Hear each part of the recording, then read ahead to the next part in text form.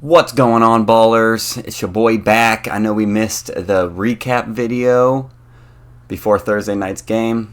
Got a little hectic, but here it all is in one. The recap on week 2 and then the predictions and the games on week 3. We've already had a Thursday night game, so it'll be mainly about Sundays. Let's get into week 2 on Thursday. We had Vikings at Eagles. Eagles ended up coming away with the win, 34-28.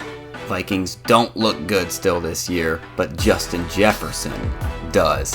DeAndre Swift, 28 carries, 175 yards, and a touchdown. Keep that up, Eagles, because DeAndre Swift's a beast. I thought you guys made a mistake getting rid of Miles Sanders. I'm wrong. DeAndre Swift's a dog.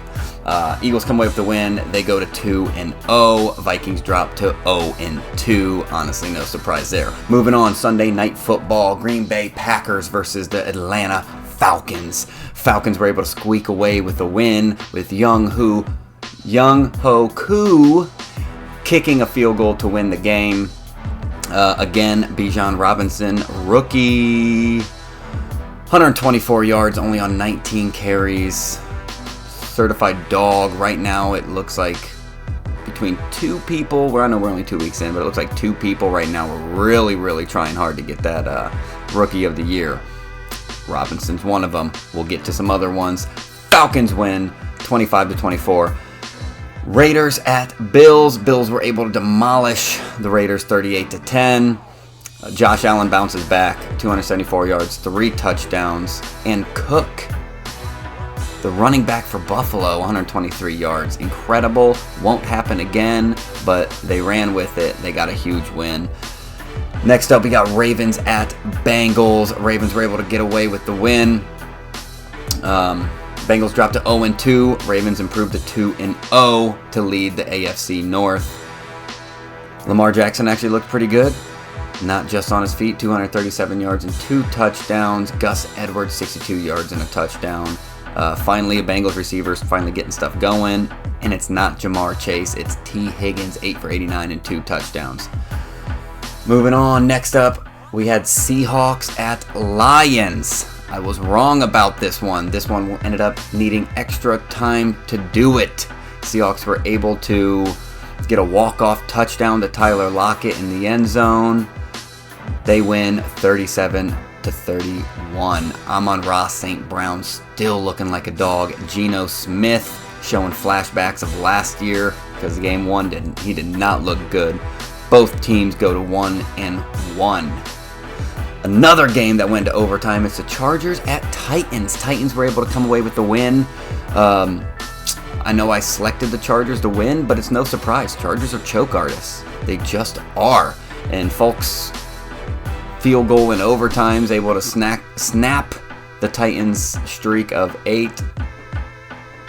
Herbert still looked good, 305 and 2 touchdowns. Derrick Henry, impressive for the Titans that they only needed 80 yards from King Henry to get it done. Keenan Allen was a beast on the field, 8 receptions, 111 yards and 2 touchdowns. Titans win in overtime, 27-24. Next up, we got Bears at Buccaneers. The Buccaneers were able to come away with the win, 27-17. Mayfield looked pretty dang good. Had a lot of Browns fans still wondering if we made the right move, not re-signing him and sticking with Deshaun Watson. My humble opinion is we still made the right move. Baker Mayfield's not as good as he's been playing right now. He does have his good games. We all know that. We've all seen it. Mike Evans, crazy night, 6 for 171 and a touchdown. Buccaneers improved 2-0. Bears fall to 0-2. Justin Fields' skid is looking worse and worse every time. I know we hyped him up to begin the year, but not looking too good, man. I know he needs to start running the ball again. That was missing. That's my opinion. Run the ball, Fields. Don't let the coach tell you need to be a pocket passer, because that's not what you are. You are a runner. You're a dog. You're one of the only Ohio State quarterbacks as of right now that is really panning out. And some people would say he's not panning out. But I think it's the whole the Bears team in general just really struggling. Next up, we had the Chiefs at Jags. Slow game. Chiefs were able to overcome all the mess ups they had. Patrick Mahomes 305 and 2 touchdowns, only with 1 interception, but it was Christian Kirk for the Jags getting it done, 11 for 110, but it wasn't enough. All field goals from the Jags. Chiefs were able to win 17-9. Both teams go to 1-1. Colts at Texans. This game was no surprise. I mean, Texans are just so dysfunctional ever since the moment Deshaun had to sit a year due to injuries. And then he had to sit a year for other reasons we all know. But since then, Texans have not looked good whatsoever. Richardson, rookie quarterback for the Colts, ended up leaving the game pretty early. But he was able to cash in 2 rushing touchdowns. No passing touchdowns, but he was able to cash in 2 rushing before he left. Gardner Minshew came in. But it was C.J. Stroud, another Ohio State quarterback, looked really good. 384 yards, nearing that 400 mark, which is impressive for any Ohio State quarterback in the NFL. Cashing in 2 touchdowns. Nico Collins for the Houston, 7 for 146 and a touchdown. I think that's going to be their main hookup. C.J. Stroud seems to like him quite a bit. Texans fall to 0-2. Colts go to 1-1. Next up, we got 49ers at Rams, where the 49ers, it was a great game. Surprising. I thought the Rams were going to not do anything against this 49ers defense, but it was a great game.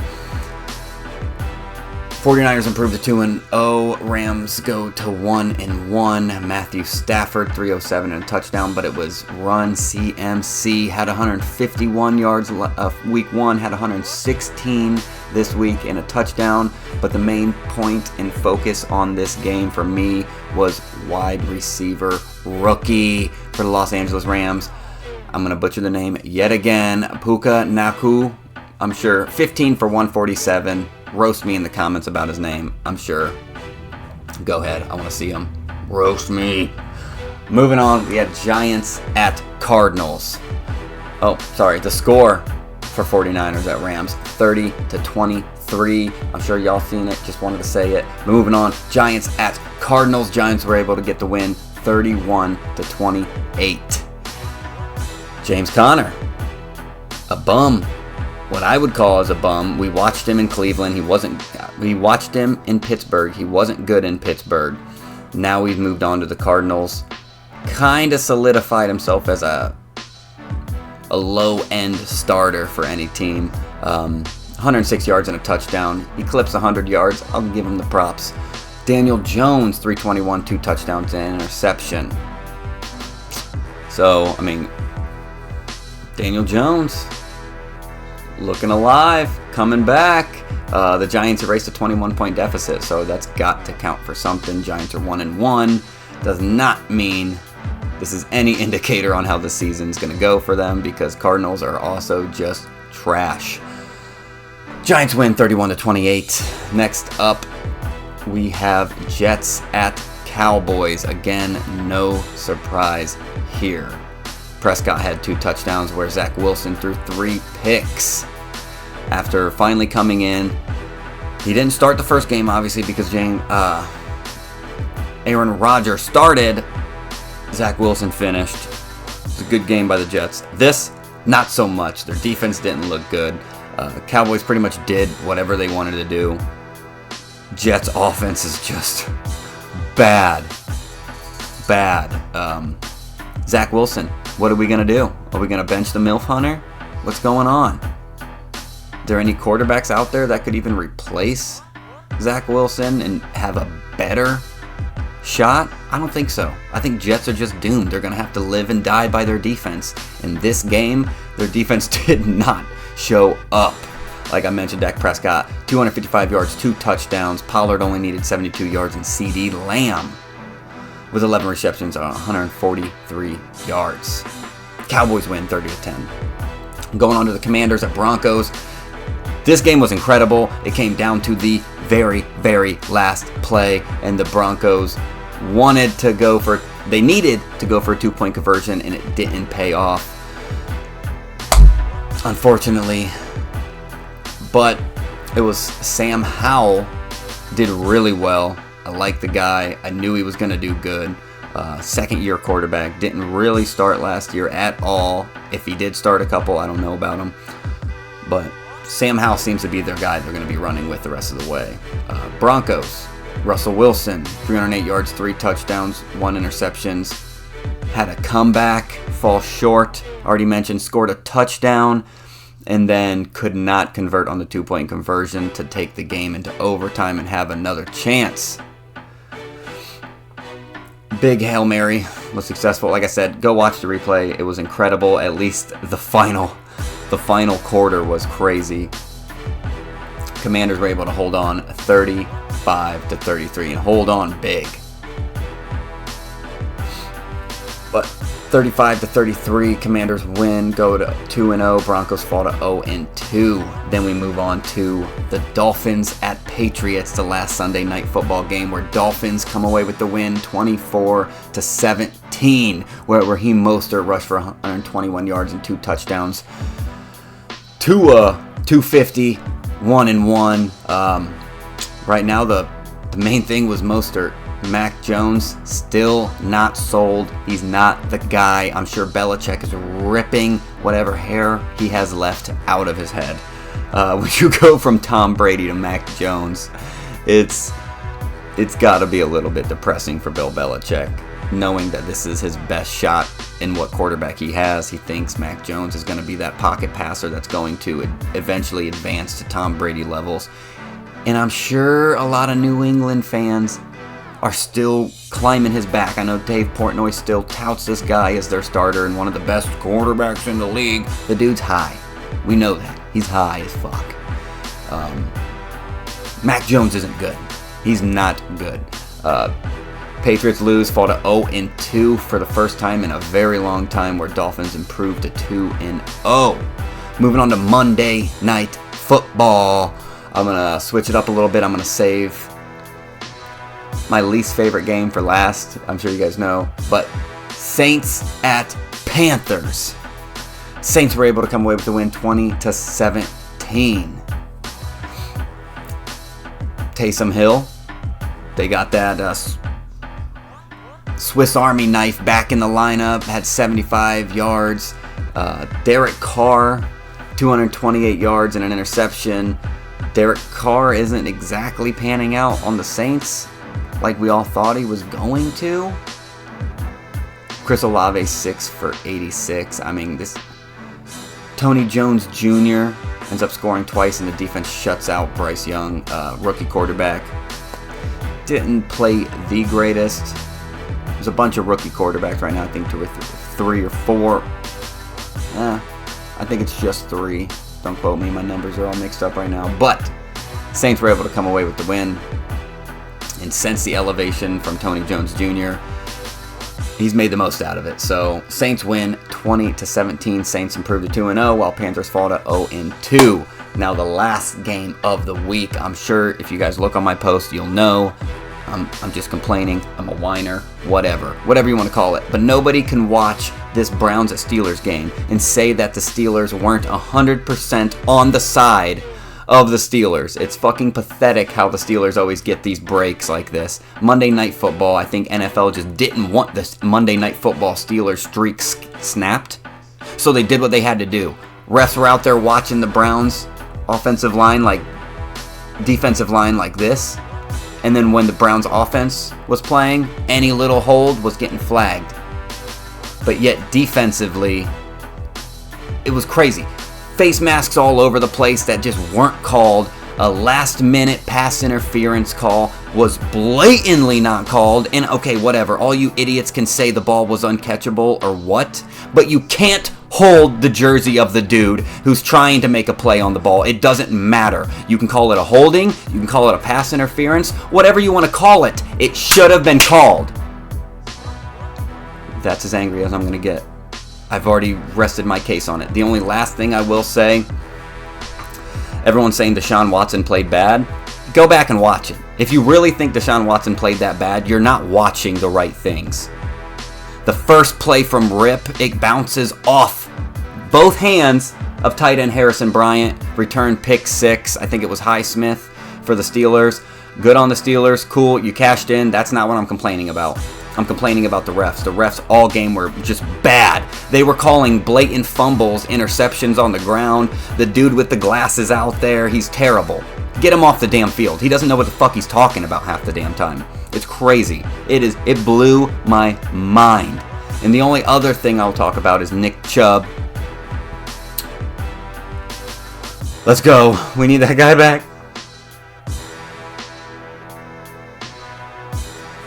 We need him back. We need Nick Chubb back. But we got Kareem Hunt. Kareem Hunt's now back in the lineup for the Browns. I don't know if he will start exactly yet because Jerome Ford did pretty damn good. 106 yards rushing after Chubb left with damn near 80 yards, which would have completed my parlay, but it didn't.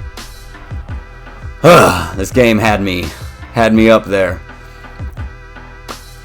George Pickens, 4 for 127 and a touchdown. Still not sold on that guy. Kenny Pickett's trash.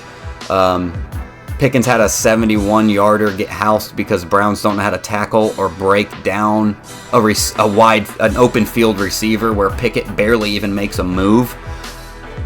It was just a bad game. Steelers' defense was pretty good. TJ Watt's always a scary person to go against on that right end. And the way Minkah Fitzpatrick tackled Nick Chubb, I think he should be suspended personally. That's just me. Suspend that dude. It was a dirty hit. I don't care what anyone says. You don't go low on a running back when he's already getting tackled. You say you're supposed to be saving yards, but tackling his feet makes him fall forward, you dumbass. If you tackle him center of mass and body, he goes backwards. Minkah Fitzpatrick's trash. He's garbage. He's dead to me. He should be dead to the league after what he did to Nick Chubb. And it was all on purpose. Yes, you are dirty. Steelers ended up winning 26-22. It just, after that Nick Chubb injury, it was deflating for the Browns. Couldn't get anything going. Deshaun Watson had a couple bad throws, but Deshaun Watson also made a couple plays. Again, if you think Deshaun Watson played bad, go back and watch it. You can debate me all you want. You're wrong. He did not play that bad. Holds onto the ball a little bit too long, but didn't play that bad.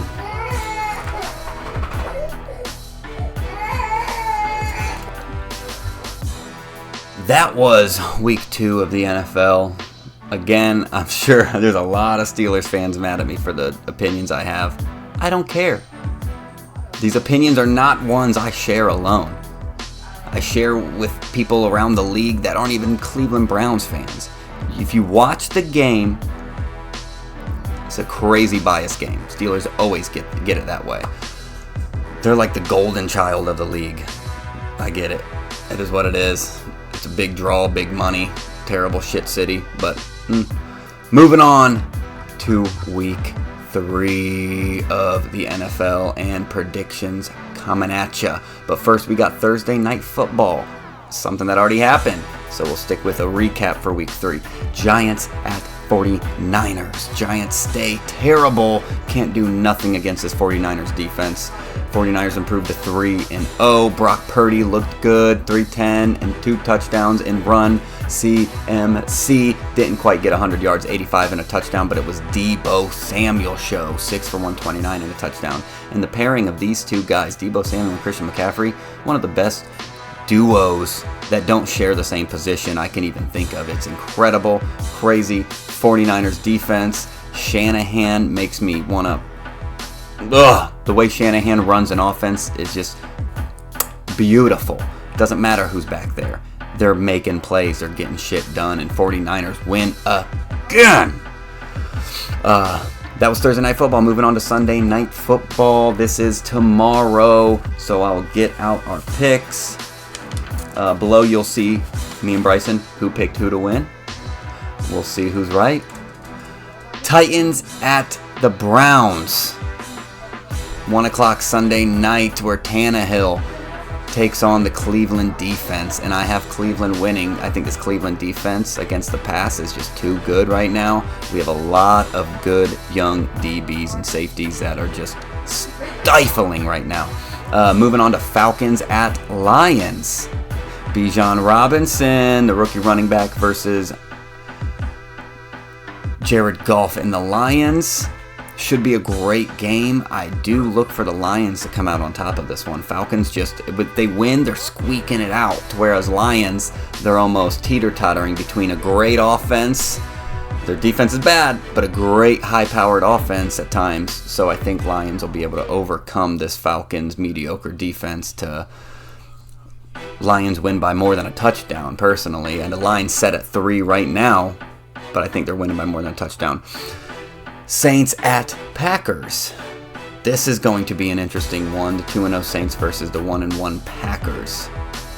Is Derek Carr and Taysom Hill duo going to be able to overcome Bryce Love and the great Packers defense? I don't think so, but who knows? It's damn near a pick'em. Green Bay's only favored by 1 right now. I honestly... Let me look at my sheets, see who I got going. Yeah, I got Packers winning. The spread's at 1. I may make my own spread up to at least 2.5 so that I can increase the output of my win. And it's just improbable that Green Bay's only going to win by 1. So increase it. Do yourself a favor. Take the Packers. Broncos at Dolphins. I think this one's a pretty easy one. The 0-2 Broncos versus the 2-0 Dolphins. Right now the line's set for Miami at 6. I think Dolphins are going to win by like 14 or so. I just don't think Broncos are going to be able to stop Tua, Mostert, and Hill. It's just a high-powered offense combined with the Dolphins defense, who's pretty good. Xavier Howard, my man, I seen a thing to where you have 4 women pregnant at the same time. Talk about dog level. And talk about a paycheck destroyer, my man. Come on, what are you doing? I know you make a ton, but those women will take a ton. Dolphins win. Next up, we got Chargers at Vikings. Both teams 0-2 right now. This intrigues the shit out of me, because I don't like the Vikings, and I do like the Chargers. But Chargers are literally just known to be choke artists against teams they should be winning against. So this one's hard for me. I'm surprised Minnesota's even favored by 1 right now, but they are. And I gotta agree with that. I'm taking Vikings to win. Justin Jefferson's just been on a tear right now. So that's what we got there. Vikings win. Next up, Patriots at Jets. This one's good. I think Jets. I think I seen a stat to where Zach Wilson is like 0-5 or 0-4 against Bill Belichick's team with the Patriots. I think it's going to stay that way. Patriots are going to win. Patriots know how to slow the game down to exactly what they need. I hope Breece Hall's back in this game for the Jets, because they need him running, because Zach Wilson isn't the guy. And I think if Zach Wilson makes too many mistakes, even 1 or 2 interceptions, that's going to be just enough to let Bill Belichick take control and slow the game down enough to win the game. Patriots win. Right now they're favored by 2.5. Bills at Commanders. This one's a pretty easy one. Commanders are looking good. Bills are looking iffy. I don't think we're going to see the same production out of James Cook, but I do think we see the same production out of Josh Allen, as long as he can get rid of the ball pretty quick. I think Josh Allen and Stephon Diggs stay hot. Gabe Davis, he's been streaky, but you know he can catch a damn ball. If they got to lock up Stephon Diggs, Gabe Davis is going to be the one getting it.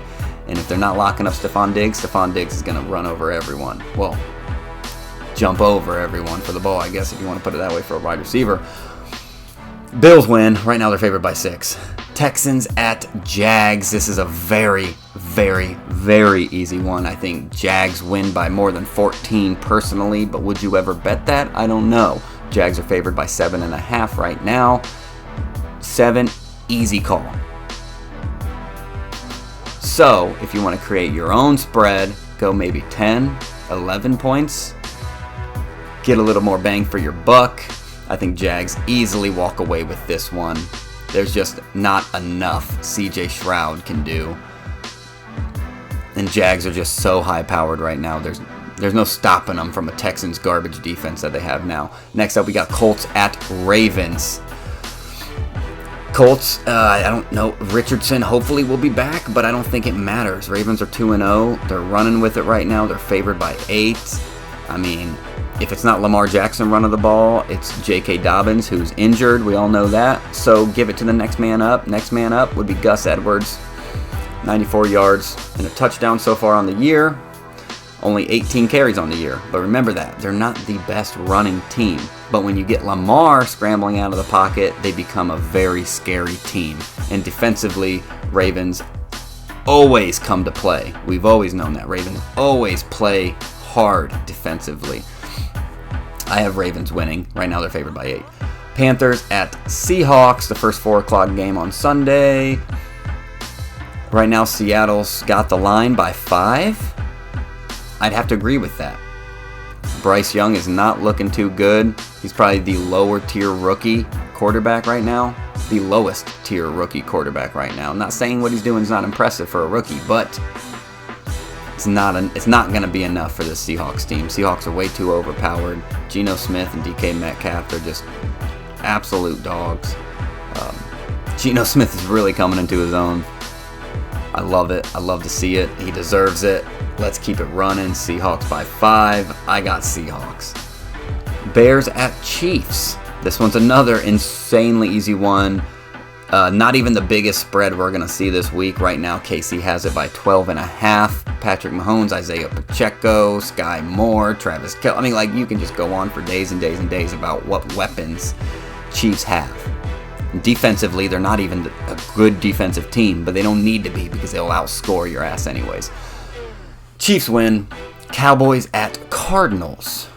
This one's another insanely easy one, and this is the biggest spread I've seen on the week so far. Dallas has it by 13. Obviously, this defense, I would not be surprised if they literally shut out the Cardinals. I'm looking for Cowboys to score upwards of 30 and more, and Cardinals to score literally 9 or less.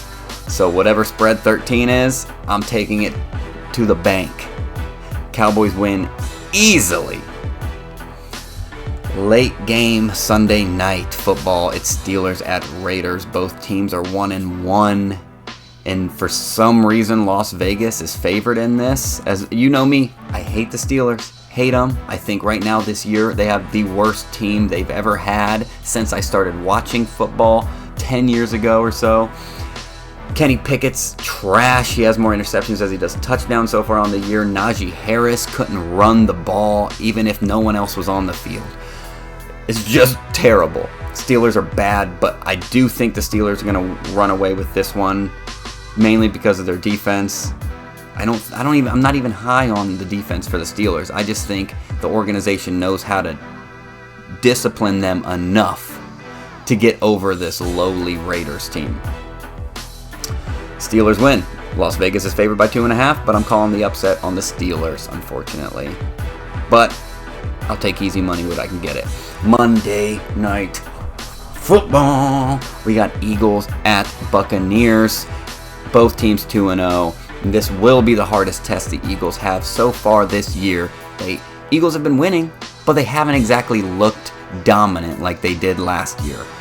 So this will be the hardest test. Philly's got the line by 5, which is even surprising as well. And I think this is the first game where Baker Mayfield really struggles. And this is what Buccaneers fans are in for, a taste of what the Browns had for 4 years straight. We've seen Baker play great, and then lose when it matters most.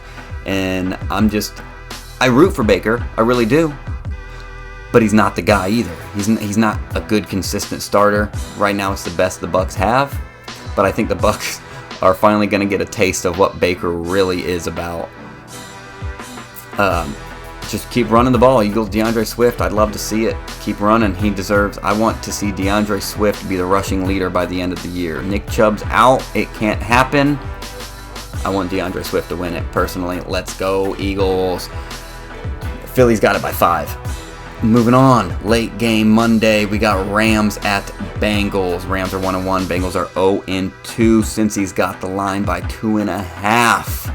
But can the Bengals' mediocre defense stop the new Cooper Kupp in town? Nakua. the rookie wide receiver. I'm excited to see this happen because I don't think Bengals have anybody in that secondary that can cover that guy. Imagine if they had Cooper Kupp and this rookie on the field at the same time. Matthew Stafford's a laser. He will get the win. I think Bengals fall to 0-3, and Joe Burrow, again, Home Alone meme. I'm not going to put it up, but just picture that. Bengals are struggling right now. Joe Burrow is struggling right now. Since he has it by 2.5, I'm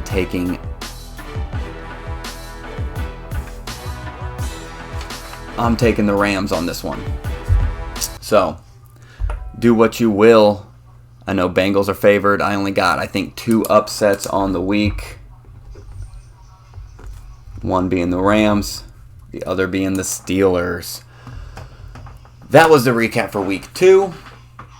And this was the predictions for week 3. Other than Thursday night games, go ahead, lock in your bets.